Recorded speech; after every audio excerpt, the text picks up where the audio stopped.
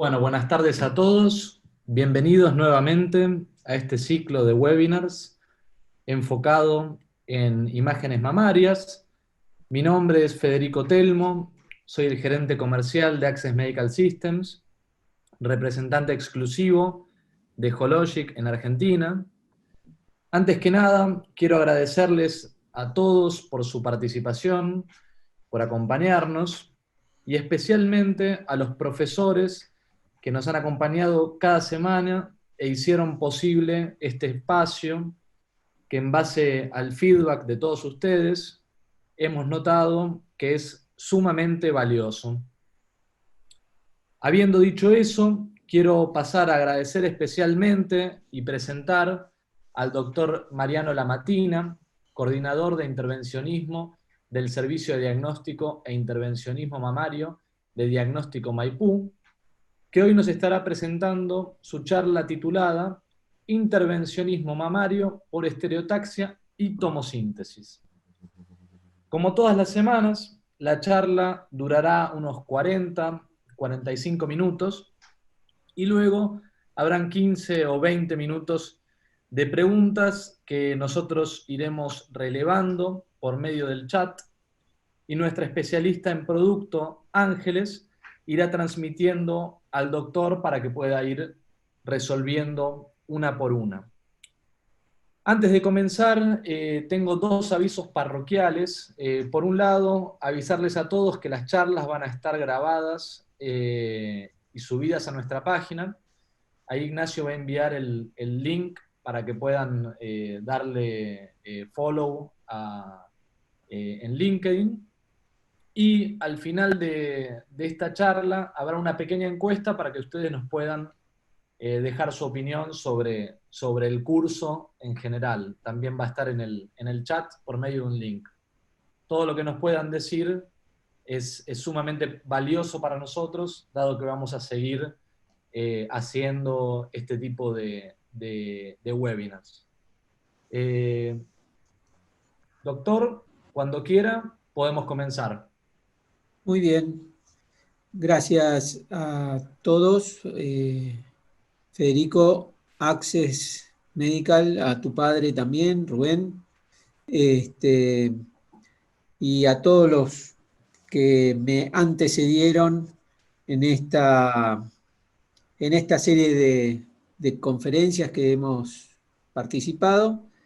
Realmente ha sido muy gratificante reencontrarme, aunque sea a través de la distancia, con grandes colegas y amigos.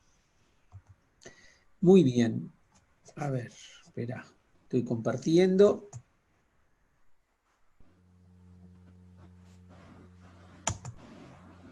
¿Y por qué no lo hace? Ahí está. Perfecto. Vamos a hablar sobre intervencionismo mamario en estereotaxia y tomosíntesis, y a mí me parece importante tener presente que ya estuvimos viendo cuestiones vinculadas al screening con el doctor Lehrer, cuestiones vinculadas a los estudios complementarios como con tomosíntesis y con las doctoras Sarkis y la doctora Ballarino, y así como resonancia magnética con el doctor Rodríguez Lucero. La idea es, en el caso nuestro, hablar sobre los procedimientos intervencionistas mamarios que, según sabemos, más o menos 4 de cada 100 pacientes que se hacen una mamografía van a ser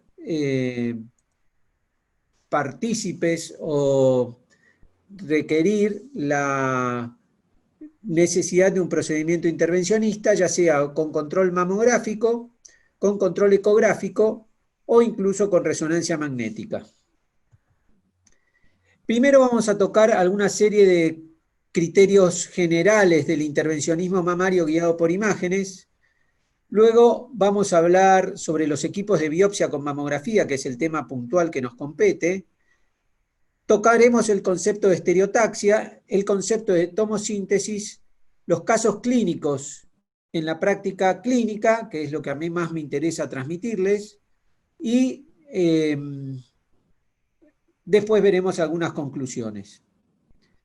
Muy bien. ¿Qué es un procedimiento intervencionista de la mama? Un procedimiento intervencionista es un estudio percutáneo en la glándula mamaria y fundamentalmente está guiado por imágenes.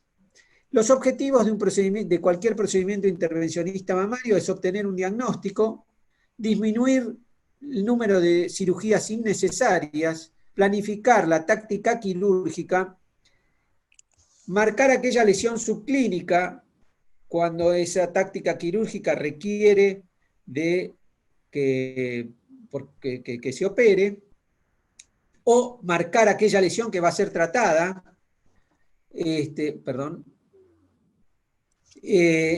luego utilizar racionalmente los recursos.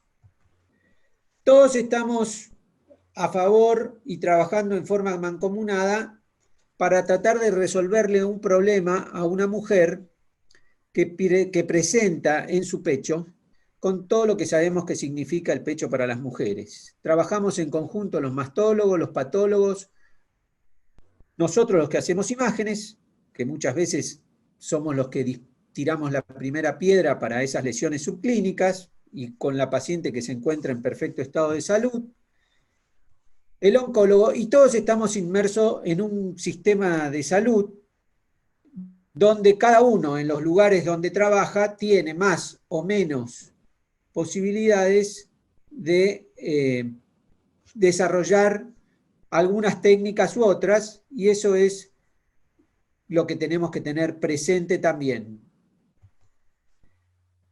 Algunas cosas generales que van vinculadas a todos los procedimientos intervencionistas.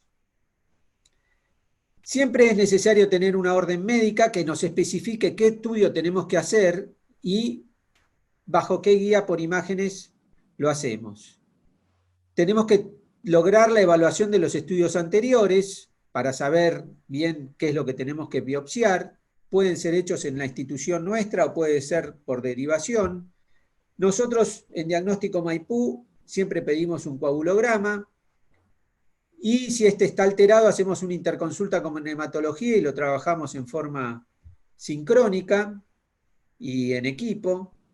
Le pedimos a la paciente que suspenda el ácido acetil salicílico 5 días antes y cuando viene al procedimiento le hacemos firmar el consentimiento informado, que es que acepta las posibilidades de complicación que puede tener cualquier procedimiento intervencionista, y el habeas data es todo lo vinculado a la reserva de identidad de la paciente. Les pedimos que traigan un corpiño deportivo para después de la punción, para sujetar la mama, o eventualmente también se puede hacer un vendaje. Siempre, y esto es una condición sine qua non, por experiencia personal, la paciente debe concurrir acompañada.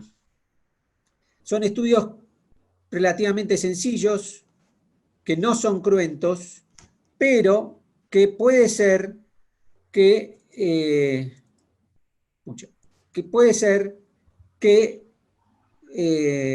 tengan alguna complicación.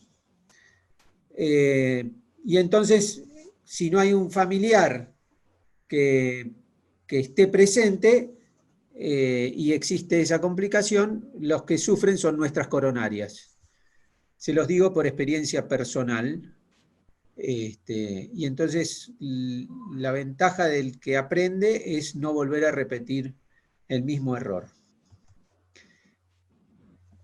Después tenemos que tener presente lo que va, una vez que hicimos la punción, qué es lo que vamos a entregarle al patólogo. La orden de patología tiene que tener los datos del paciente, el tipo de examen que le estamos pidiendo, si es una punción citológica, histológica, si le pedimos biomarcadores, qué mama es la que punzamos, la localización intramamaria, ya sea la hora o el cuadrante, la profundidad, qué tipo de lesión, qué categorización de BIRATS le damos nosotros y qué antecedentes clínicos tiene la paciente.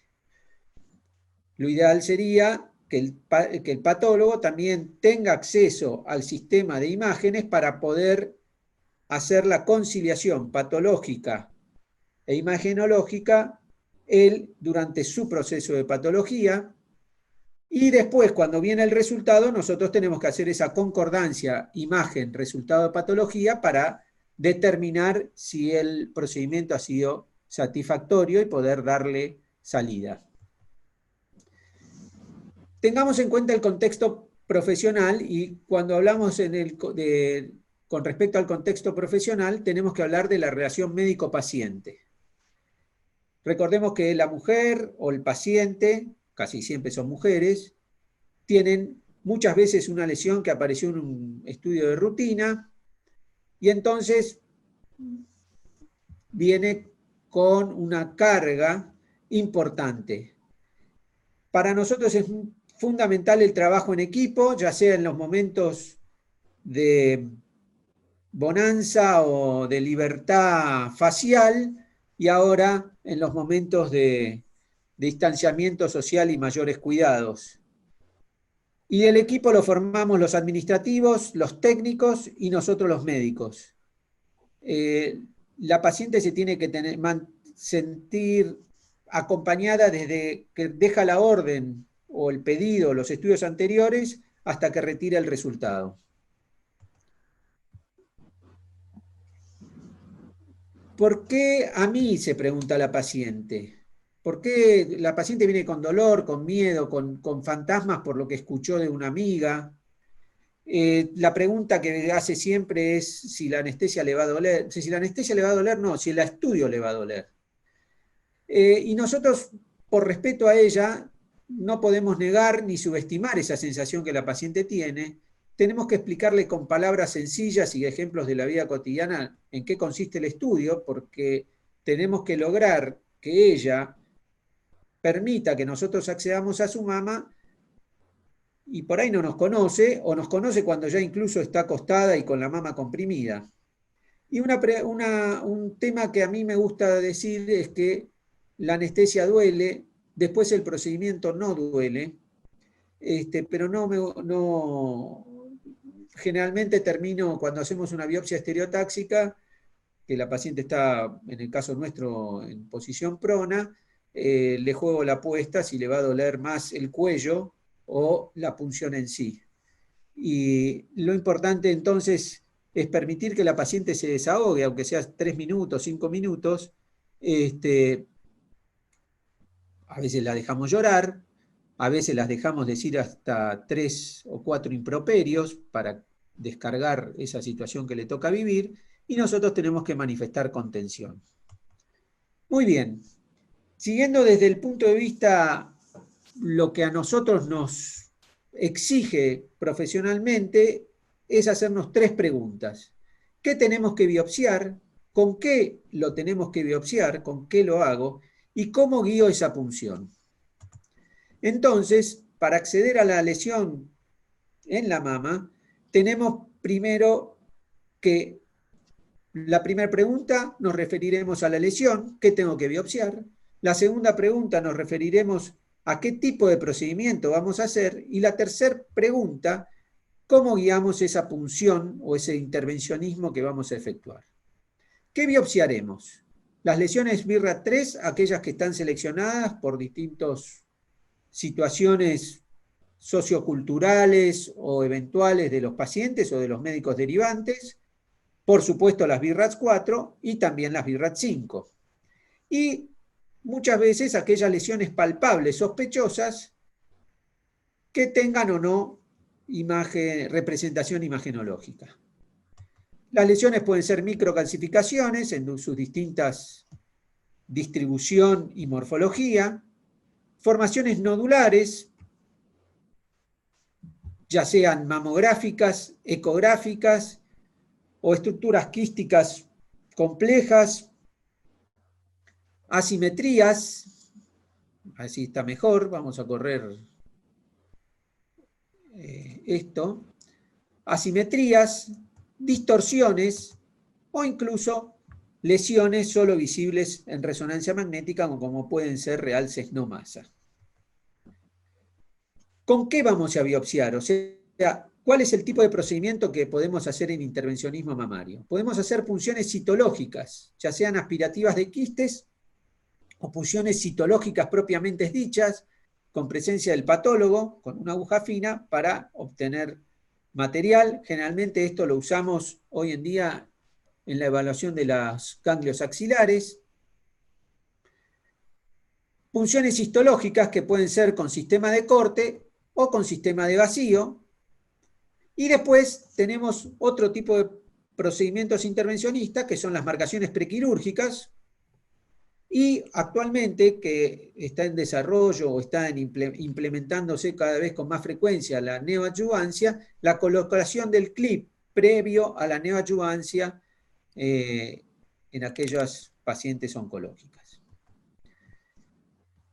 Vamos a ir ahora al punto que nos trae en esta charla, que es cómo llego a esa punción. ¿Qué método, perdón, cómo llego a esa lesión? ¿Qué método guía utilizo? Podemos utilizar una guía mamográfica, ya sea con una grilla, con una punción estereotáxica o con una punción por tomosíntesis, con guía ecográfica o con resonancia magnética. Acá estamos viendo el cuarto de trabajo nuestro en Diagnóstico Maipú, donde tenemos la posibilidad de tener la guía mamográfica con la mesa de trabajo de intervencionismo y junto el ecógrafo para las punciones con guía ecográfica. Nos vamos a referir nosotros a las punciones con estereotaxia y con tomosíntesis.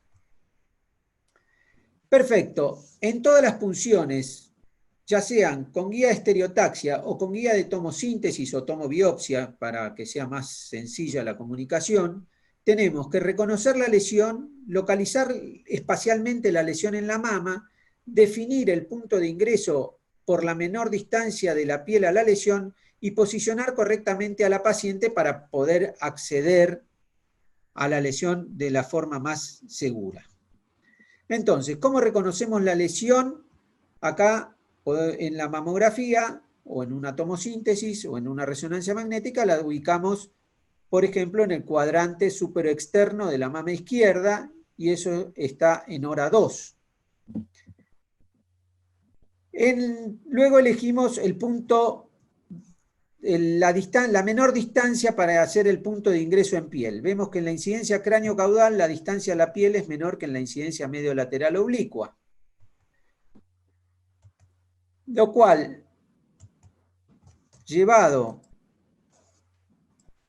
a la proyección anatómica, si dijimos que la cráneo-caudal es más corta que la incidencia por arriba, por la medio lateral, el ingreso lo vamos a hacer externo o lateral. Y eso significa que la posición de la paciente, la incidencia mamográfica que le vamos a indicar a la técnica, es una incidencia lateromedial. Y entonces podemos hacerlo con la paciente sentada, inclinamos el tubo.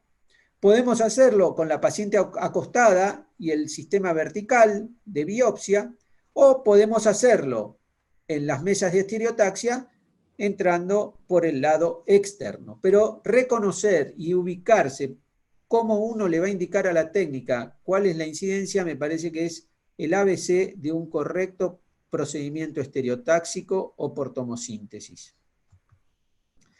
Un poquito de historia para identificar o reconocer los equipos de biopsia con guía mamográfica.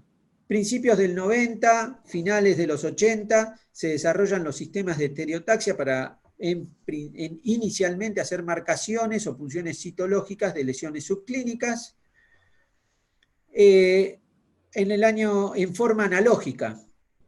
Lo cual llevaba mucho tiempo porque había que revelar las placas entre uno y otro, y eso hacía que los pacientes muchas veces no tolerasen el estudio.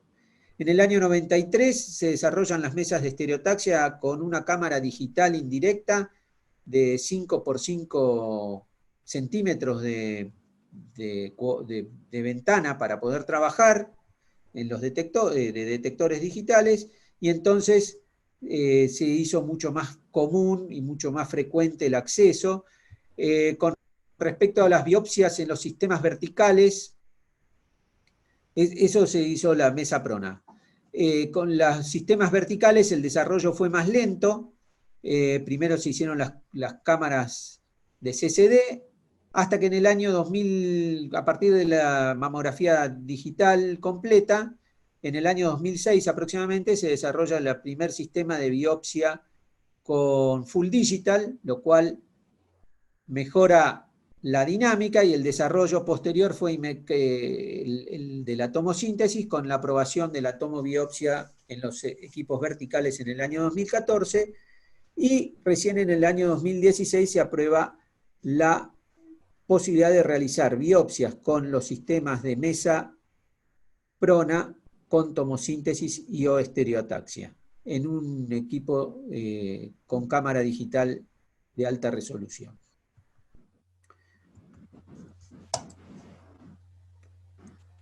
Muy bien. Los equipos verticales, hoy en día digitales, tenemos la ductilidad de poder trabajar con la paciente sentada o, ya dije antes, inclinar el equipo. En mi experiencia personal prefiero trabajar con la paciente acostada. Actualmente yo no tengo experiencia con equipos verticales digitales, tengo que agradecer a la doctora Pucci que me ha prestado esta información. La experiencia mía era con una cámara de CCD en los años, hasta el año 2010, del 98 al 2010. El asunto que nos permite utilizar la tomosíntesis junto con la estereotaxia, utiliza el mismo detector de campo completo con el cual se hace el diagnóstico mamográfico. Entonces son equipos dúctiles que uno puede tenerlo en la misma sala y hacer screening, diagnóstico e intervencionismo. Permite, como tiene el sistema de tomosíntesis, permite biopsiar las lesiones tomo-only, nos permite alcanzar los planos posteriores y facilita el trabajo en pacientes que tienen dificultades motoras. Es ideal tener una silla específica que nos da la posibilidad de acostar a la paciente o inclinarla y entonces tener buenos accesos. Es de fácil armado y la limitación que yo le veo o he experimentado es el acceso caudal y un mayor número de reacciones vasovagales, y para disminuir esto, en los años que nosotros trabajamos con un equipo vertical, era que acostábamos a la paciente e ingresábamos ya sea lateromedial o medio lateral en el 80% de los casos, tratando de evitar lo más posible la incidencia cráneo-caudal, porque la paciente ve el procedimiento y si bien uno le puede tapar los ojos, es muy violento cuando la paciente tiene una reacción vagal y está con la aguja puesta. Con respecto a las mesas de intervencionismo mamario, una cuestión genérica de cualquier tipo de mesa de intervencionismo específica, tipo prona, solo se utiliza para intervencionismo, requiere una sala específica, sí tiene la posibilidad de hacer un ingreso a 360 grados. Como el paciente está en posición prona, tiene menor posibilidades de tener reacciones vasovagales porque no ve el procedimiento, y la limitación es para pacientes con motilidad reducida, lesiones de columna o obesidad. Este es el equipo de material que utilizamos nosotros en la biopsia en la mesa prona, y el detalle que yo les quiero marcar, que la aguja que vamos a utilizar para hacer la inyección de silocaína en profundidad, le damos una inclinación para poder ir paralelo a la aguja. La mesa de estereotaxia convencional tiene algunas características, o tiene las siguientes características: utiliza un detector digital indirecto, con lo cual tiene menor resolución, y a veces ocurre que las microcalcificaciones que hoy en día uno ve en un equipo de diagnóstico full digital, cuando lo lleva a una mesa de estereotaxia convencional o uno no las distingue por la diferente resolución y eso genera suspensiones. También tenemos suspensiones de pacientes cuando tenemos asimetrías o distorsiones que quedan superpuestas en el volumen, en el parénquima mamario, y no podemos reconocer la lesión para poder calcular el X, Y y Z, el target. El compresor es opaco, entonces tenemos dificultad para identificar y reposicionar la paciente. El holder es horizontal, como estamos viendo en la pantalla. Los cálculos son manuales y esto requiere un mayor tiempo de examen con un menor confort de la paciente. En el caso personal, nosotros utilizamos en Diagnóstico Maipú este tipo de mesa del año 2010 al año casi 2018. Nunca pudimos generar la conectividad de esta mesa con el sistema digital del PACS institucional.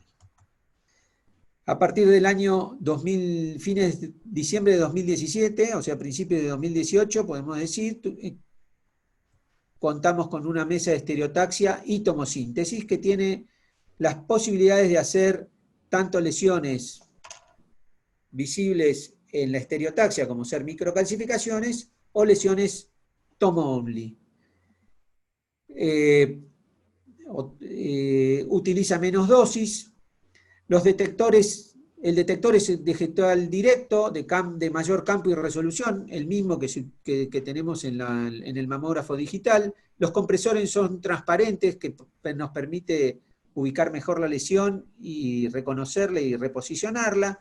Hacemos menor cantidad de exposiciones. El agujero es más grande y tiene un soporte para acomodar el brazo de la paciente cuando es necesario bajarlo, que hace que ella esté más confortable.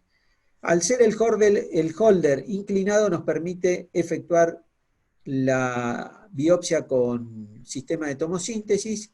Los cálculos son automatizados, nos da un gráfico, igual que en el caso del sistema de biopsia con tomosíntesis vertical, donde nos indica la ubicación del target, de la relación con la aguja, la relación con la pared, ya lo vamos a ver un poquito más adelante. También nos permite el acceso lateral. En forma inmediata uno toca un botón y gira el holder manteniendo la mama comprimida y entonces esto genera un menor tiempo de estudio con un mayor confort de la paciente y una mejor accesibilidad. Las suspensiones que estamos observando son aquellas suspensiones cuando tenemos que biopsiar asimetrías diagnosticadas por mamografía magnificada, o sea, con 2D, y al hacer el estudio con 3D para ubicar la lesión, nos damos cuenta que corresponden a superposición de estructuras fibroglandulares y que la imagen ha sido generada. Acá tenemos a la izquierda cómo se ve el SCOUT, la radiografía directa, en la mesa de estereotaxia convencional, que solo tenemos este campo de visualización. Acá, en la mesa de estereotaxia y tomosíntesis, donde al ver las microcalcificaciones que están fuera del campo de acción, nos permite reposicionarlo rápidamente. Esto es yogurcito que nos va a acompañar durante el procedimiento, durante el estudio y durante la charla, perdón, para que vean algunas cosas prácticas. ¿Qué es la estereotaxia? La estereotaxia, desde el punto de vista del diccionario médico, es un procedimiento radiológico para el cálculo de la distancia o la profundidad de un objeto o la lesión en la imagen, mediante la visión estereoscópica de dos imágenes obtenidas con diferente ángulo de incidencia. Se utiliza para la toma de biopsias. ¿Qué es una visión estereoscópica? Es la visión del ser humano que nos permite, a través de la imagen que capta cada uno de los ojos en el cerebro, hacer la integración tridimensional y calcular en forma suficiente la profundidad y el relieve de la imagen que estamos viendo con cada uno de los ojos. Entonces, la estereotaxia convencional, más menos 15, se hace el cálculo y esto aparece en un monitor donde nos da el X, Y, un display, perdón, nos da el X, Y y Z. Acá tenemos a Yogurcito, donde calculamos y al poner automáticamente el cursor en la lesión, se proyecta en el Scout y nos da en el display la relación entre el detector, el margen de seguridad que es lo rojo, la ubicación espacial de la lesión, la ubicación de la aguja, la distancia de la aguja al compresor y la distancia de la punta de la aguja al detector. Y entonces tenemos la certeza, por lo menos en el gráfico, de que vamos a entrar. Con la estereotaxia clásica se hacen las coordenadas, se calculan, se avanza, se transmite al display, se avanza con la aguja, se hace el disparo pre-fire para ver alineación y si hay que reposicionar. Luego se genera la anestesia y se efectúa el procedimiento intervencionista. Con el concepto de tomosíntesis ya lo explicaron muy bien la doctora Sarkis y la doctora Ballarino. Es a punto de partida de la mama comprimida, se mueve o hace un barrido el tubo de rayos X y va reconstruyendo a través de la computadora los datos adquiridos en diferentes planos. Y entonces tenemos una visión tridimensional de la mama. Acá, en Yogurcito, tenemos el barrido con tomosíntesis, donde está la ventana del campo de acción que nos va a permitir entrar con la aguja, y al costado, al hacer el barrido, vemos el nivel de la lesión 1 y la gráfica correspondiente, y fíjense cómo queda borroneada, queda fuera del plano. La lesión 2 está cerca del detector, bien profundo, y entonces automáticamente nos impide realizar y avanzar en el procedimiento. No podemos ni siquiera cargar el XYZ. En estos casos, sabemos que lo que tenemos que hacer es descomprimir a la paciente e invertir 180 grados para poder ingresar en el otro sentido. Un ejemplo, una simetría, las coordenadas, el detector, esto se transmite al display. En el display, cuando ponemos 0, 0, 0, el X, Y y Z, vemos cómo va avanzando la aguja o el diagrama de la aguja. Podemos hacer el control con tomosíntesis, donde vemos la punta y coincide la posición, o podemos hacer el modo estereotaxia. En lo personal prefiero el modo estereotaxia porque tengo, o por costumbre, la visión de la direccionalidad de cuando haga el disparo voy a atravesar o llegar al target efectivamente. Y acá estamos haciendo el procedimiento con el sistema de vacío en el lugar adecuado. Una vez hecho el procedimiento, cambiamos en la computadora a la aguja precargada para colocar el clip. Otra vez la imagen del display, movemos a 0 el XYZ, colocamos el clip y hacemos el control del clip, que con la tomosíntesis vemos que coincide el clip con el punto del target que habíamos definido. Podemos hacer ingresos, ya sea con estereotaxia o con tomosíntesis, podemos hacer un ingreso directo. Acá tenemos a Yogurcito en la imagen pre-fire, y que sería esta imagen, cuando disparamos, vemos que la lesión queda en la mitad del notch de la aguja, ya sea esta una aguja de sistema de vacío o una aguja de corte. En el caso que hagamos una marcación o la colocación de un clip, nos va a quedar exactamente como si fuese una situación de pre-fire, y eso es porque están cargadas en forma precargada las agujas en la base de datos de la computadora. Con el acceso lateral, yogurcito, estamos alineados. El acceso lateral lo podemos usar en las pacientes o en los casos donde la mama está comprimida y es muy delgado el espesor. Lo que nos va a cambiar es que lo que va a mover es el sentido del Z, se va a transformar en el X de la visión directa, y después se alinean los otros dos planos hasta el 000 y vemos cómo avanzó la aguja en el display. Perdón.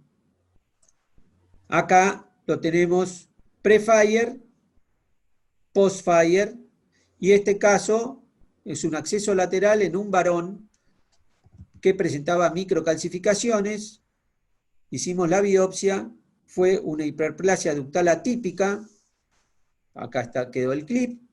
En la cirugía se confirmó luego que correspondía a un carcinoma intraductal, lo cual la eficiencia ha habido subestimación, pero no ha habido un falso negativo.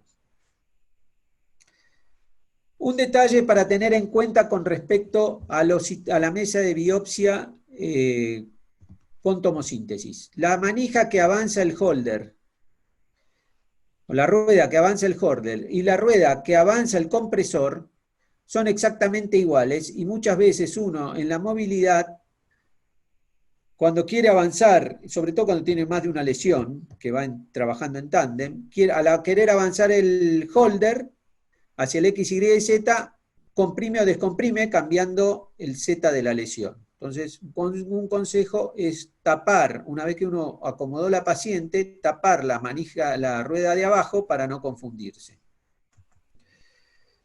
Con respecto a la comparación funcional que hace al operador entre la mesa de estereotaxia clásica y la mesa nueva o más moderna con tomosíntesis, el avance del holder acá se hacía desde atrás y en este se hace desde el costado, con lo cual el sufrimiento de nuestro manguito rotador es un poquitito más llamativo, diría yo, y entonces fíjense que pese a que estoy biopsiando como para la mano derecha, muevo la rueda con la mano izquierda. Muy bien, les presento algunos casos. Microcalcificaciones en mama derecha, hicimos el posicionamiento, tuvimos que reposicionar después el ingreso lateral, le hicimos la biopsia, colocamos el clic, bajamos el brazo para ganar en profundidad. El control de la muestra lo podemos hacer en el mismo equipo de estereotaxia, pero siempre como en forma clásica hay que confirmar que las microcalcificaciones han salido y tenemos que tener registro de eso y enviarlo al paciente. En este caso, si no me acuerdo mal, fue una hiperplasia ductal atípica que se tenía que operar, entonces la marcación la hicimos también con estereotaxia, con un acceso lateral. Ahí estamos poniendo el carbón. Nosotros utilizamos carbón porque somos un centro ambulatorio donde no hay cirugías y el paciente se marca 1 o 2 días antes de la cirugía y no es cuestión de que vaya a su casa con el anzuelo dando vueltas o colgado por ahí. El ingreso lateral con la mesa de estereotaxia o con el sistema de estereotaxia en la mesa, cada disparo tiene un consumo o una radiación de 1.6 miligrays, con lo cual el total de la dosis que recibe la paciente en esta situación es de 3.2 miligrays. Cuando hacemos tomosíntesis, la dosis de radiación es de 1.8. Quiere decir que hay una disminución de 1.4 miligrays por dosis, que equivale a una disminución del 44% de radiación, ya sea en lo que es al consumo del tubo de rayos X, pero fundamentalmente para la que recibe la paciente. Por eso también lo tenemos que tener en cuenta en cuanto al beneficio de la paciente para decidir qué sistema usar. Una imagen nodular que apareció en los controles en el sector superior de la mama, localización con la 2D, tomosíntesis donde se ven mejor las espículas, posibilidad de hacer core biopsy, o sea, método guía, tomobiopsia, tipo de procedimiento, core biopsy. Fue un carcinoma infiltrante. Cuando tenemos que hacer una core biopsy, el sistema nos permite el multitarget o el multipass, y entonces directamente nos muestra y elegimos la distancia que queremos poner y se va moviendo automáticamente cada vez que ponemos cada uno de los disparos. Desplazamiento. También, con respecto al método guía, muchas veces las lesiones se ven tanto en mamografía como en ecografía. Entonces, tenemos que tener en cuenta la orden médica, el sistema de salud, qué le autoriza o qué no le autoriza, las características del paciente, si puede estar en situación prona o si es mejor que esté de cúbito dorsal y hacerlo por ecografía. El patrón mamario, por ejemplo, en este caso tenemos una mama adiposa, donde es mejor visible la imagen en la mamografía respecto de la ecografía. También tenemos que tener en cuenta la sospecha diagnóstica. Si pienso que va a ser algo más sospechoso, voy a necesitar mayor cantidad de material. Entonces es factible que uno prefiera utilizar un sistema de vacío. Y también la ductilidad del operador, donde uno y cómo uno se sienta más cómodo.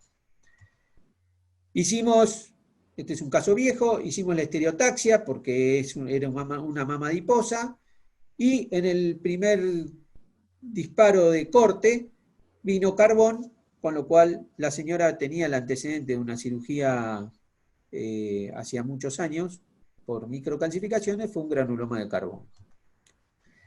Otro caso, paciente operada de la mama izquierda a principios de este año con diagnóstico de hiperplasia ductal atípica y CLIS, entonces se plantea la adenomastectomía bilateral, hace una segunda consulta, el médico que la recibe quiere ver la mama derecha, le llamaban la atención unas microcalcificaciones, entonces le pidió magnificada de la mama derecha con microcalcificaciones y resonancia magnética. En la resonancia magnética obviamente se ve el realce de múltiples imágenes nodulares bilaterales y una imagen nodular tipo masa en mama derecha, que no era visible en la mamografía. Él sospechaba que podía corresponder a la conciliación, haciendo conciliación con esas microcalcificaciones.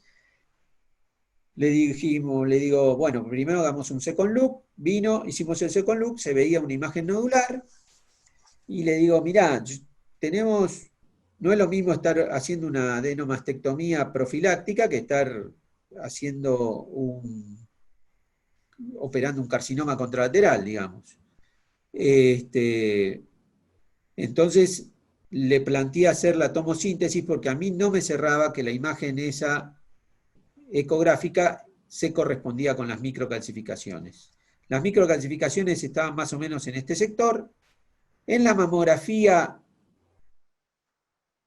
que hicimos previo a la tomosíntesis nos llamaba la atención esta zona, pero en la tomosíntesis eso se vio mucho más nítido.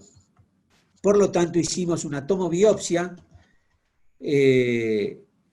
porque teníamos más certeza de la cantidad de material con sistema de vacío, porque queríamos tener una buena cantidad de material y mandar a biomarcadores. Fue un carcinoma ducto-lobulillar con estrógenos positivos, aunque bajos, tipo luminal A. Algunas cosas que tenemos que tener en cuenta para los que utilicen mesa de estereotaxia, porque uno utiliza lo que la institución donde uno trabaja compra, por lo menos ese tengo que dar gracias a Dios que eso ha ocurrido. Entonces, aumenta las posibilidades de éxito conocer con lo que nosotros estamos trabajando. Cuando utilizamos la mesa de estereotaxia convencional, los cálculos, habíamos dicho, son manuales. Entonces, el -3 corresponde, o sea, según cada aguja que usamos, tenemos que llevar el Z a un número determinado, y a partir de ahí nosotros sabemos que podemos avanzar en profundidad determinada cantidad de milímetros o retroceder determinada cantidad de milímetros. Si tenemos un notch que es de 20 milímetros, vamos a poder avanzar 10 milímetros o retroceder 10 milímetros. Si el Z en una aguja de 12 gauge corresponde a -3, nosotros podemos retirarnos hasta la distancia -13. Entonces, conociendo esto, por ejemplo, tuvimos el caso de una paciente que tenía microcalcificaciones cercanas al implante en un espesor de 17 milímetros con un Z de 17.9. ¿Esto qué significa? Que muchas veces el compresor aprieta la mama y la mama se engloba por afuera. Quiere decir que el Z pasa a estar por fuera del compresor, eso nos habla de que es superficial, y de que es superficial, de que la mama se englobó. Y entonces, aunque tengamos una compresión de 17 milímetros, por ahí es posible hacer un ingreso con las agujas en forma directa. En este caso utilizamos una aguja de 12 gauge, perdón, de 9 gauge, de 12 milímetros de notch, que tiene una excursión menor, y sabiendo que teníamos que quedarnos en la periferia, o sea, no entrar todo lo que teníamos que entrar, llevamos el Z a, por ejemplo, -10. Hicimos el disparo de control y ahí vimos cómo avanzamos, y como teníamos la prótesis no podíamos dar la vuelta a 360 grados, entonces hicimos de -3, de 9 a 3, de 3 a 9, porque la ventaja que tiene la mesa de estéreo directa, al tener el holder, esta es mi opinión, al tener el holder horizontal, uno sabe perfectamente que se puede poner por arriba o por abajo de la lesión, y entonces realizar la aspiración haciendo el círculo en forma parcial. Cuando con el holder inclinado eso es muy difícil y hasta ahora no he logrado coordinarlo en la cabeza para poder resolver algunos problemas, pero la ventaja que tiene que como uno lo ve todo en la planilla, puede avanzar un poco o retroceder un poco y reenviar el target, que todo eso es automático. Muy bien. El último, 2 casitos más y ya terminamos. Aunque pido disculpas si nos demoramos un poquito. Paciente que venía con 2 lesiones, microcalcificaciones en hora 10 y un nódulo en hora 9, ambos de mama derecha. Entonces le pedían, después de hacerse la conciliación mamoecográfica, le pedían la biopsia por estéreo de las microcalcificaciones y la punción con aguja gruesa del nódulo. Acá teníamos las microcalcificaciones en la hora 10 y aquí teníamos el nódulo. En hora 10 se veía una pequeña imagen con alguna calcificación y un poquito de sombra posterior. Hicimos la estereotaxia. Al poner a la paciente, ahí se ven mejor las microcalcificaciones, optamos para hacer la conciliación en la mesa de estereotaxia.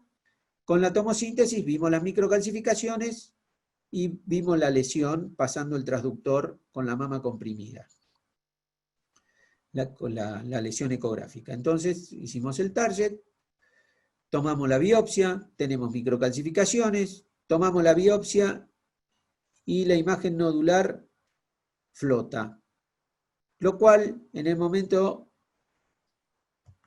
pensé que nos habíamos equivocado. Volví a pasar el transductor con la mama comprimida y veía una imagen hipoecoica con el clip, tal cual se ve acá el control del clip en la mamografía, en la mesa de estereotaxia, pero más abajo volvía a aparecer la imagen nodular. Cuando uno hace una biopsia tiene que tener en cuenta más o menos qué tipo de material va a sacar para no solamente depender de la conciliación imagenológica, patológica que diga el patólogo, sino también de la conciliación radiológica, material que uno observe en el momento. Por lo tanto, volvimos a ver todo y la imagen nodular en la tomosíntesis era esta otra, apenas perceptible. Hicimos la corporecografía, como habían pedido originalmente, y como es un material sólido y consistente, el material se fue al fondo, y esto nos da la certeza en el momento de que estamos en la lesión. El diagnóstico inicial hubiese sido un carcinoma infiltrante con hiperplasia ductal atípica en la segunda lesión, hecha con la tomobiopsia.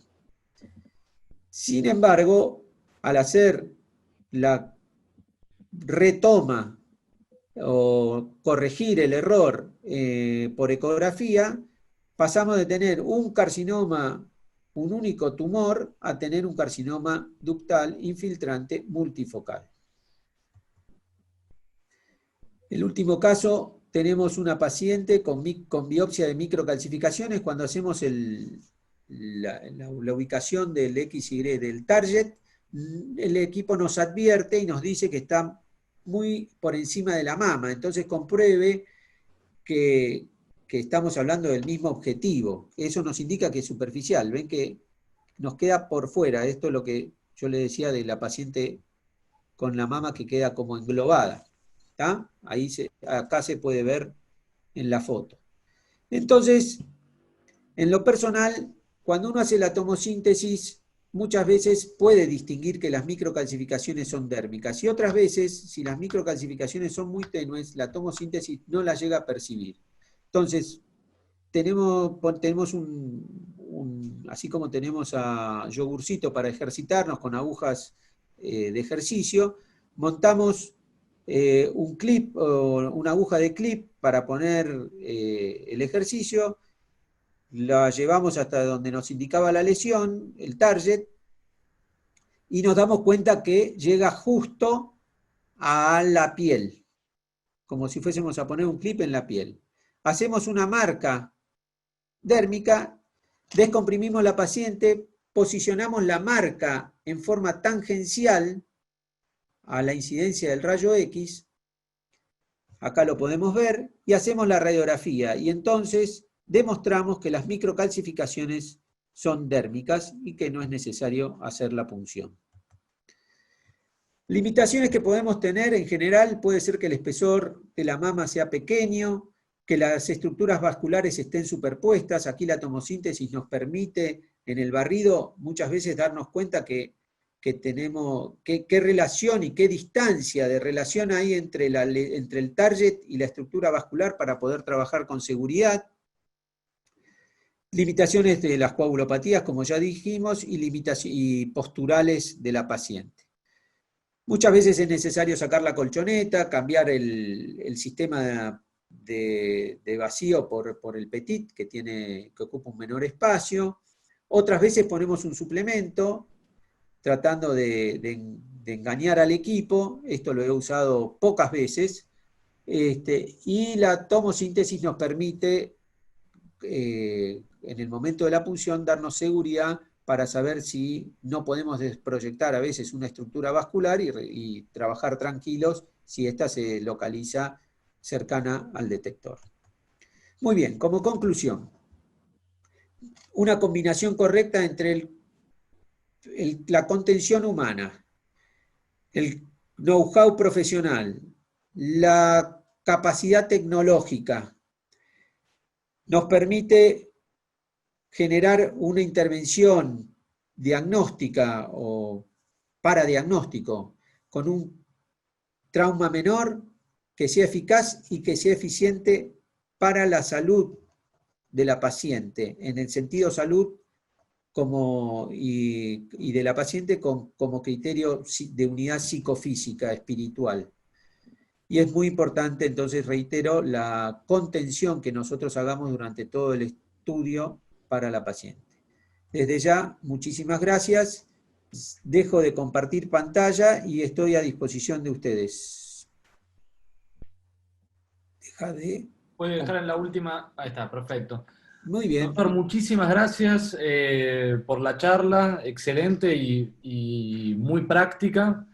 Creo que eso va a ser sumamente valorado por los participantes. mientras dejamos que tome un vasito de agua si quiere, les recuerdo a todos que las charlas están grabadas, que las pueden encontrar en nuestra página de LinkedIn, y que ahora vamos a enviar un link para que puedan completar una encuesta y nos den su feedback sobre el curso en su totalidad. Doctor, ahora sí estamos listos para las preguntas. Bien, Las vamos recibiendo por el chat y Ángeles, nuestra especialista en producto, va a comenzar a pasárselas. perfecto. Buenas Ángeles, noches a cuando todos. quieras. Buenas noches. Hola Doctor, Ángeles, buenas noches. ¿qué tal? Bien, Comenzamos con las preguntas. dale gas. La doctora Estela Huelpa dice, doctor, en su experiencia en las marcaciones prequirúrgicas con arpón, ¿le han solicitado marcaciones a piel con carbón conjunta y tiene alguna técnica para realizarlo con mama comprimida? A ver, primero, lo que nosotros hacemos cuando hacemos las marcaciones, hacemos la marcación, primero utilizamos carbón, no utilizamos arpón. O cuando yo estuve en el hospital alemán, trabajaba con carbón y con arpón. Lo que hago es dejar la aguja puesta, roto a la paciente y la ponemos en posición quirúrgica con la aguja puesta, y al ponerla en posición quirúrgica después proyectamos tocando a ver si me pueden ver con la cámara. No sé cómo hacer para que se vea mi cámara grande. No, lo estamos viendo todos, ¿eh? Ah, bueno, porque yo veo acá todo partido. Al tocar la punta de la aguja, proyectamos en la piel la posición de la aguja. O, en su defecto, cuando usaba arpón, apenas desprendía el arpón, no sacaba la aguja rígida, el trocker, digamos, la aguja en sí mismo, de la piel, se pone a la paciente en posición quirúrgica, y entonces, si uno quiere tocar la punta del arpón, como es delgado, eso es muy móvil, y entonces no lo sentís para hacer la proyección. Dejás la aguja, tocas la punta de la aguja, y después, con delicadeza, una vez que pintaste la piel, sacás la aguja y dejás el arpón solito. Eso es lo que hacía yo cuando utilizaba el arpón. Eso es lo que hacemos actualmente, aunque estemos usando la punción con estereotaxia, tratamos de usar el acceso lateral para poder girar mejor a la paciente y evitar el efecto de acordeón que uno tiene cuando hace la marcación en forma directa, o el acceso en forma directa. Espero haber respondido la pregunta. Perfecto, doctor. La doctora Ballarino dice si prefiere tomo o estéreo cuando se hace biopsias de micros. Para la amiga Lucrecia, cuando hago biopsia de micros prefiero la estereotaxia. Después de escuchar su charla de la semana pasada, hoy intenté hacer una biopsia con tomosíntesis de unas microcalcificaciones y la verdad no las pude ver. Me limité a hacer la biopsia con la guía estereotáxica porque aparte me da la certeza o la seguridad de que cuando yo voy en el pre-target, cuando voy a hacer el disparo, sé que al avanzar la lesión o las micro me van a quedar dentro del campo de aspiración. Prefiero la estereotaxia. Bien, y aunque vuelvo a es un poquito preguntar. más de dosis. Perdón. Perfecto. Vuelvo a preguntar a la doctora, en el caso del abordaje lateral, ¿cuál es su experiencia y si usa suros? En el caso del abordaje lateral, hemos hecho suros. El caso que le mostré es un varón con suros. Tenemos pocos accesos laterales, tratamos de dar la vuelta por una cuestión de costumbre también. Uno tiene muchísimos años con un acceso directo, y cuando hacemos el abordaje lateral hay que cambiar el compresor, porque si la mama se engloba por la ventana, el Z no es real. El equipo trae un compresor, una paleta de compresión sin ventana, que es ideal para el acceso lateral, se los mostré, no se los expliqué en la charla, pero es una que cuando veíamos ahí a Yogurcito, en el acceso lateral tiene como unas rayitas, que es el margen donde hay que poner la lesión, hay que desplazar la lesión hacia el borde, y pasa que al no tener la pared posterior del detector cuando uno ingresa, la aguja, la mama no deja de ser como una esponjita Mortimer, y entonces al hacerte resistencia como que tiene tendencia a desplazar un poco más o a empujar la mama, pero no hemos tenido mayor inconveniente. En ese caso, cuando utilizo el acceso lateral, sí prefiero la tomosíntesis, el control de tomosíntesis, porque veo la longitud de la aguja en el corte, y entonces estoy más seguro que con la triangulación de la estereotaxia. No sé si he respondido la pregunta. Perfecto. Clarísimo. La doctora Diomedi dice, las marcaciones preadyuvantes de los ganglios axilares, ¿las efectúan con chip o con carbón? Bien, las marcaciones, a ver, si hacemos la marcación del nódulo en la mama, estamos poniendo clip.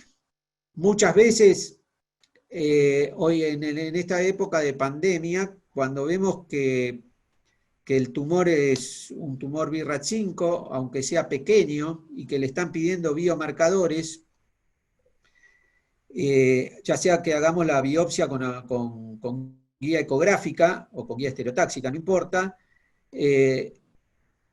agregamos la colocación del clip como si fuese la biopsia de unas microcalcificaciones, porque no sabemos el resultado, punto número 1. Punto número 2, si el resultado indica que va a ir a neoadyuvancia, en esta situación actual hay una mayor tendencia a hacer más neoadyuvancia que cirugía directa, entonces ya ganamos un paso. Con respecto a esos casos donde biopsiamos las axilas, generalmente la biopsia axilar es con control ecográfico, la marcación la hacemos con carbón en la cortical del ganglio luego de la biopsia, en aquellos casos que van a neoadyuvancia.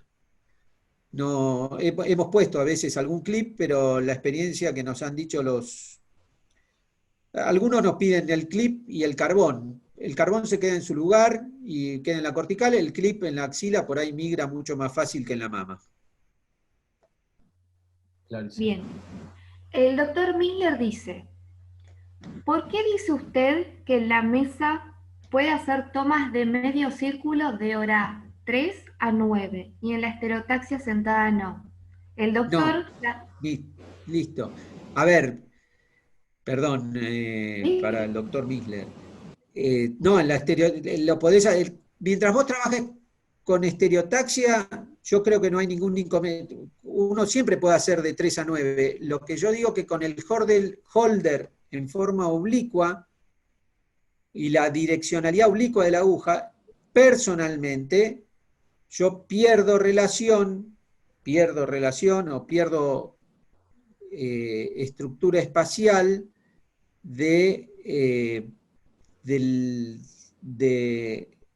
no en el sentido circular, sino en el sentido antero-posterior de la imagen. Así que sí, perfectamente se puede hacer, uno puede hacer la mitad para la derecha, la mitad para la izquierda, depende cómo quede localizada la aguja respecto de la lesión que tenga que biopsiar. En el caso puntual yo lo dije, en el caso puntual de la mesa de estereotaxia común que tiene el holder horizontal o de una estereotaxia vertical sin tomobiopsia, que uno sabe que va a ir directo y en ese caso yo no tenía que tocar la prótesis. Pero sí, uno puede elegir dar media vuelta para un lado, media vuelta para el otro, quedarse como cuando uno hace un sistema de vacío por ecografía que se pone por detrás y no hace falta rotar, uno se queda atrás y la lesión va entrando en la canastita y se va absorbiendo, se va aspirando. ¿Está? Perfecto. Clarísimo. La doctora Paula pregunta cuáles son las complicaciones más frecuentes en su experiencia a realizar las biopsias por estereotaxia. Bien, tocaste el tema, Paula. Desde el año 1998 al año 2010 tuvimos una estereotaxia vertical. Como ya les dije, trabajábamos con, en la mayoría de las veces, con la paciente en decúbito lateral o medial, para evitar la reacción vasovagal. Cuando trabajamos, hemos tenido reacciones vasovagales, pero pocas, porque también trabajamos mucho en la contención del paciente y hablarle al paciente durante todo el procedimiento. En la mesa de estereotaxia prona no hemos tenido prácticamente reacciones vasovagales, sí hemos tenido hematomas, eso es esperable. Cuando uno ve que sangra a la paciente, muchas veces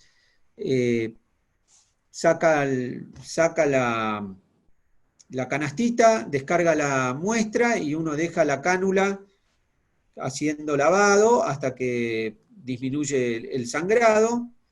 En eso otras veces sacamos todo y ponemos hacemos una compresión manual, cambiamos el compresor al compresor plano que no tiene ventana, y comprimimos la mama 10 minutos hasta que para el sangrado. Y hemos tenido 3 o 4 pacientes de un total de casi 6.000 biopsias estereotáxicas que tenemos hechas en Diagnóstico Maipú, que han tenido que ir a quirófano. Una vez fue una aspiración de un quiste, por ecografía, y sin querer tomamos un vaso. Y la última vez fue el año pasado, una señora que vino sola, y me enteré que vino sola cuando terminó la punción, había sangrado un poco, y se notaba el sangrado, y entonces le digo, te tengo que llevar a nosotros en Diagnóstico Maipú, al lado de donde hacemos la biopsia, está la Clínica Olivos, con quienes tenemos contrato para hacer la derivación en caso de alguna complicación. Entonces llevo a la señora a la guardia, y la señora me porfiaba que se quería ir, que se iba manejando y todo eso. La dejo en la guardia, volví, y cuando le sacaron el vendaje que yo le había dicho para ir a la guardia, la señora hizo una crisis hipertensiva, el hematoma creció, terminó en terapia intensiva con un síndrome de Takotsubo, que si estuvieron leyendo algo del COVID, es el síndrome del corazón roto. Les puedo asegurar que por 4 días no dormí. El sangrado que tenía era un sangrado tipo por haber lesionado la aponeurosis del pectoral. No es que había agarrado un vaso, sino que era como que babeaba, por lo que me dijo el cirujano. Y la señora estaba sola, entonces yo tuve que esperar que venga algún familiar con la paciente que había entrado en shock de golpe por su crisis hipertensiva, no tenía nada que ver con el hematoma ni con la biopsia, y explicarle que había venido caminando y que estaba internada. Entonces, así aspire un quiste, tiene que venir acompañada, porque si vos tenés un problema, después es cómo sabe la gente que vos la trataste bien. No sé si me explico en el concepto. La señora esa, fíjense el detalle de ver el coagulograma y todo eso, el coagulograma no estaba alterado, pero tenía el laboratorio alterado, tenía una hiperglucemia, y resultó después que tenía un tumor de glándula suprarrenal que creemos nosotros fue un feocromocitoma, que motivó la crisis hipertensiva, y a mí, de ella, y su cuadro de Takotsubo, que después pasó y gracias a Dios no tuvo secuelas, más allá de lo que se le diagnosticó a nivel sistémico, pero mis coronarias quedaron estrujadas. No sé si he contestado esa pregunta. Excelente. Doctor, ¿tiene tiempo para unas preguntitas más? Perdón, para redondear eso. Cuando hacemos más de un target en el mismo momento, muchas veces o vemos que sangra un poco, directamente procedemos a un vendaje de 24 horas y arriba del vendaje que la paciente se ponga hielo, según como venga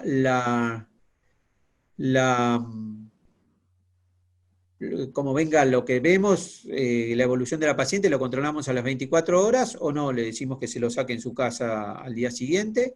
Y la verdad que no hemos tenido mayores inconvenientes. Sí es factible que el paciente refiera a los 4 o 5 días la presencia de un hematoma y se asuste, pero es como pasa con los chichones, cuando uno se golpea con la mesa, con la mesada de la cocina, que a vos te aparece el golpe a los 10 días y te olvidaste que te habías golpeado. Y la gente no asocia que el hematoma tiene un tiempo de organización. Y entonces por más que vos le avises, que eso es importante para que no se asuste.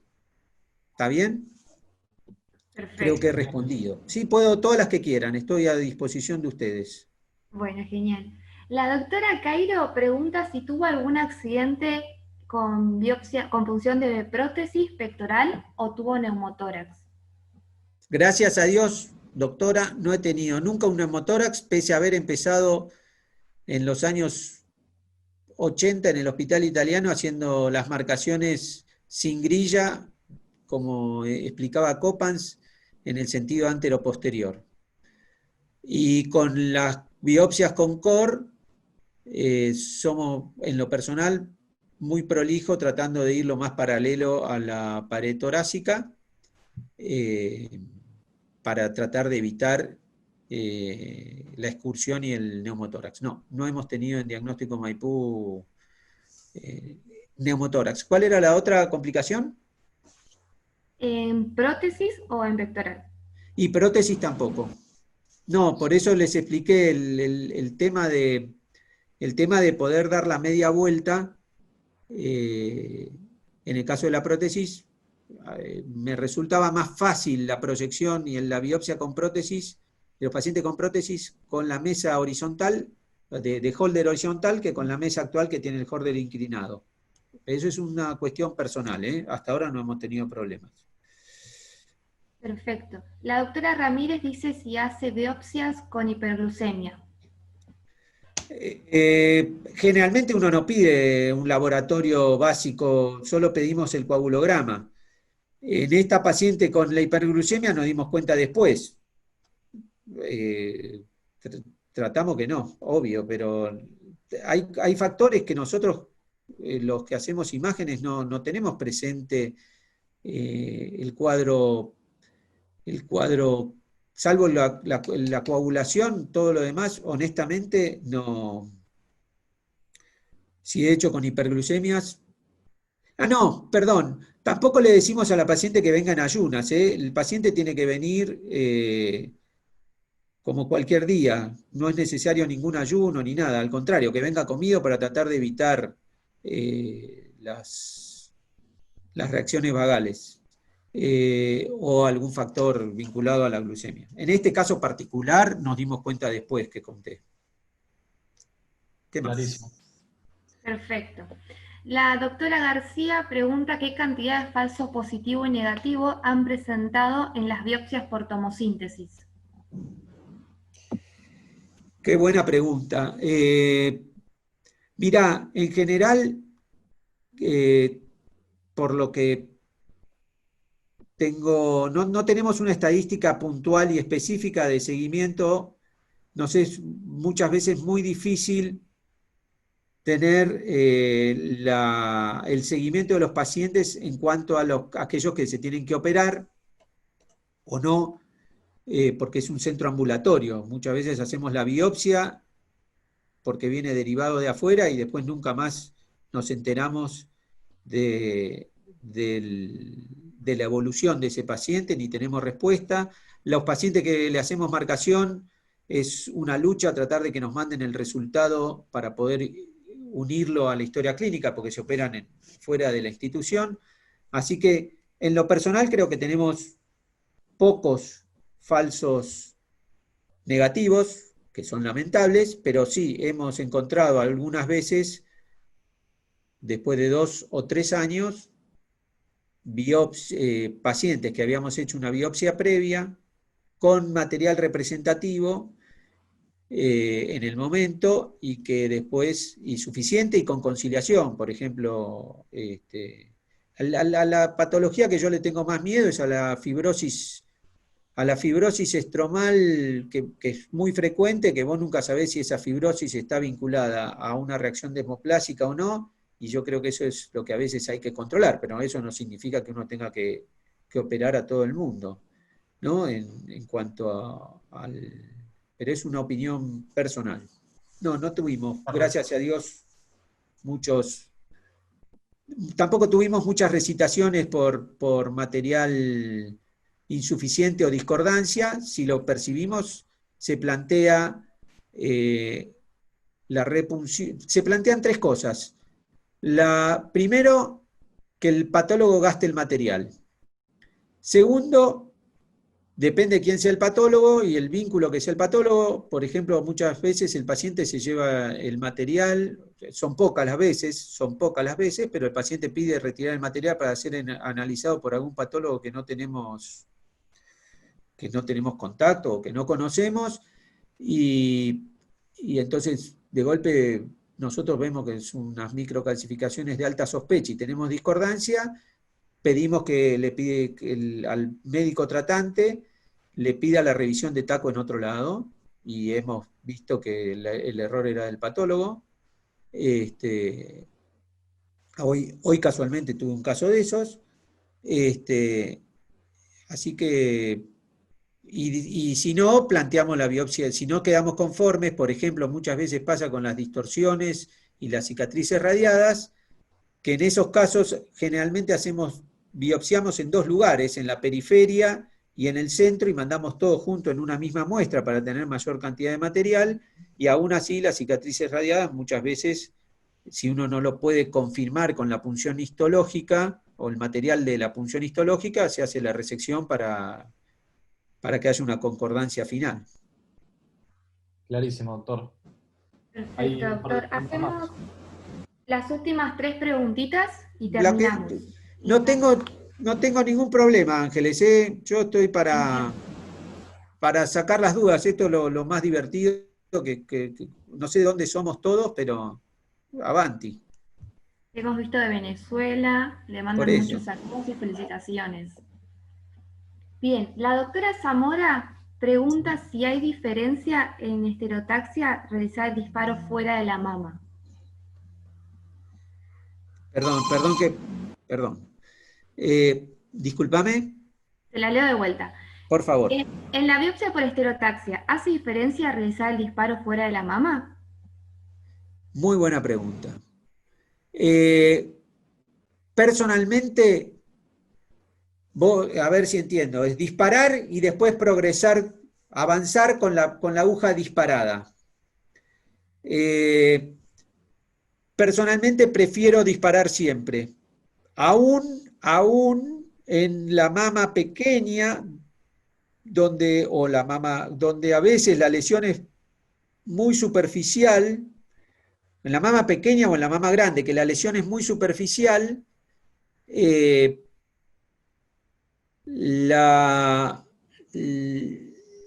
la punta de la aguja te queda casi en la piel o afuera de la piel. Muchas veces prefiero disparar porque si no, tenés más chances, en la mama pequeñita tenés más chances de ir empujando la lesión, y entonces tras que tenés poco espesor, te la llevás más cerca del detector. Y entonces cuando uno hace el disparo, la ensarta, digamos, atraviesa más fácil. El tejido mamario, les vuelvo a repetir, es como una esponja Mortimer, una esponja de lavar. Entonces, si uno quiere clavar un cuchillo de tipo tramontina, es más lo que empuja y desplaza que lo que clava. Con el disparo, uno rompe esa compliance, esa elasticidad glandular y del tejido mamario, y entonces penetra mucho mejor y se acomoda mucho mejor. Perfecto. La doctora Montenegro dice 100 microcalcificaciones extensas, ¿dónde se hace la biopsia? ¿En la región más posterior? Qué buena pregunta. Pilar. Estoy leyendo ahora los chats, está bueno. Para Pilar, cuando tenemos microcalcificaciones extensas, por ejemplo, segmentarias, para mí es todo un mismo grupo de microcalcificaciones y hacemos por lo menos 2 tomas. Para mí y en Maipú, en general, hacemos 2 tomas para tener mayor representatividad. Las más significativas desde el punto de vista mamográfico, ya sea posterior y anterior, medial y anterior o medial y posterior. También depende de la ductilidad espacial que tengamos en la ventana, depende si tenemos alguna estructura vascular que se interponga.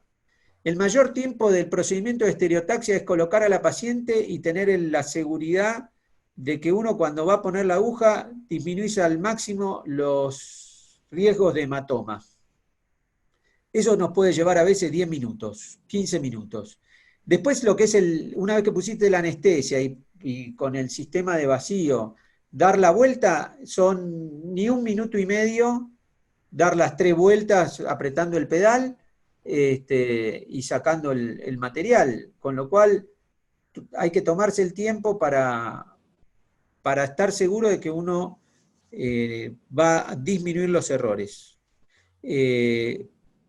Mandamos todo, en ese caso por ahí ponemos 2 clips en los lugares donde hicimos para saber, porque por ahí es una lesión benigna, digamos, una adenosis o una displasia, y entonces para distinguirlo de otros grupos o de otros sectores que pueda haber, si consideramos que es sospechosa, mandamos todo junto en una sola muestra. Si consideramos que pueden ser cosas diferentes, mandamos 2 muestras. También depende de la orden del médico enviante.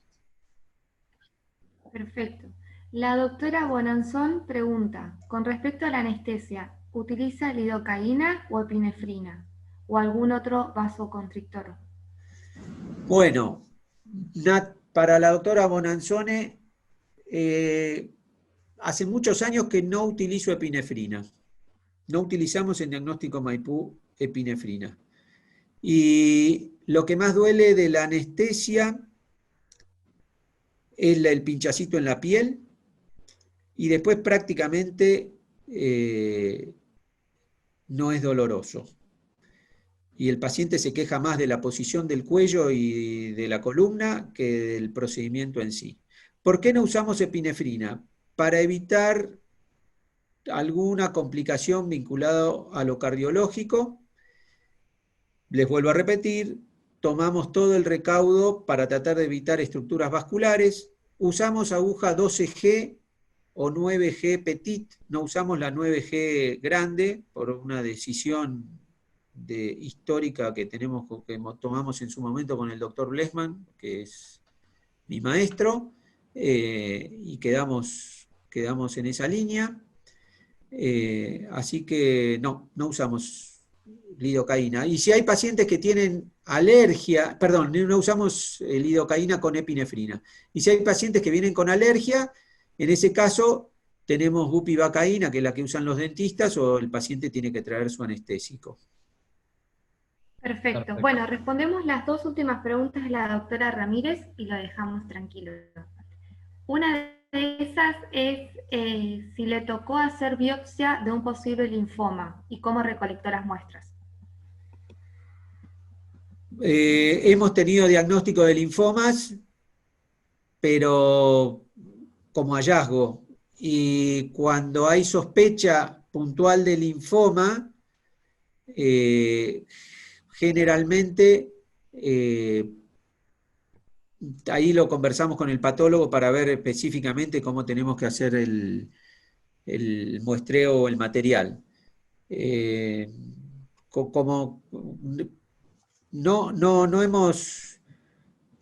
Puntualmente tenemos diagnóstico de linfoma, pero así como hallazgo, digamos, no como sospecha inicial. ¿tá?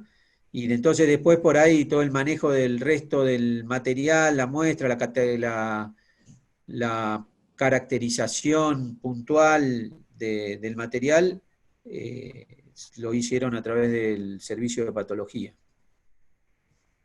Perfecto. Y la última pregunta de la doctora Ramírez dice, cuando hay dos focos en el mismo cuadrante, ¿usa la misma aguja? ¿La cambia? ¿Cómo cobran dos sets? Bien, voy a responder desde el punto de vista médico, no voy a responder desde el punto de vista económico, porque yo no manejo las decisiones administrativas, no tengo esa potestad. Generalmente uno, ya sea cuando hace una core biopsy o cuando hace un suros o un mamotón, utilizás la misma aguja. Dependiendo también de cómo sean las características. Si te haces la core biopsy, por ahí usas dos agujas dependiendo de lo que vos estás viendo. Si vos estás viendo que hay una imagen que es más parecida a un fibroadenoma y hay otra que parece más un carcinoma, podés cambiar. Pero no hemos tenido contaminación cruzada de material. La aguja, honestamente, no hemos tenido en el control que hacemos después de las imágenes contaminación cruzada. Así que por una cuestión de dinamismo se usa la misma aguja, y no sé yo cómo se dispone la cobranza de eso, desconozco. Perfecto, doctor. Hemos respondido a todas las preguntas que nos han realizado. Bueno. Se le corta a Ángeles. Doctor, muchísimas gracias. Tuvimos muchas preguntas, mucha participación, creo que eso está muy bueno, muchas felicitaciones. De parte mía, en lo personal, y de parte de todo el equipo de Access, quiero agradecerle por su tiempo y por todo el esfuerzo que sé que requiere armar una charla de estas dimensiones. Les agradezco también a todos los participantes que se quedaron ahora hasta el final haciendo preguntas. Y bueno, de nuevo, doctor, muchísimas gracias. No, el agradecido soy yo. Está bueno poder compartir lo que uno hace, así que bárbaro, a disposición de cualquiera. ¿Ah? Muchas gracias, doctor. Ahí les dejamos a todos la encuesta y el link para que vean las charlas grabadas. Si se toman 5 minutitos para responder la encuesta, nos hacen un favor. Saludos para todos y nos encontraremos en el próximo. Bárbaro. Adiós, Un abrazo, gracias. doc. Chau, chau. Chau.